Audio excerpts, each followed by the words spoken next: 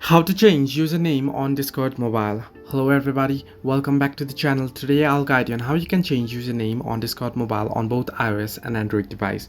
Now it's pretty similar for both the device, so let me guide you through. First, what you want to do is open up the Discord app here and head into your profile by tapping on the profile icon that you'll find at the bottom right corner of your screen. Simply tap on it and here head into the third option that you can see, account options, and here you'll see the username option, the first one. Tap on it and simply clear your previous username and type in new username, and then what you want to do is tap on the save option that you can find at the top right corner of your screen and your username will be changed.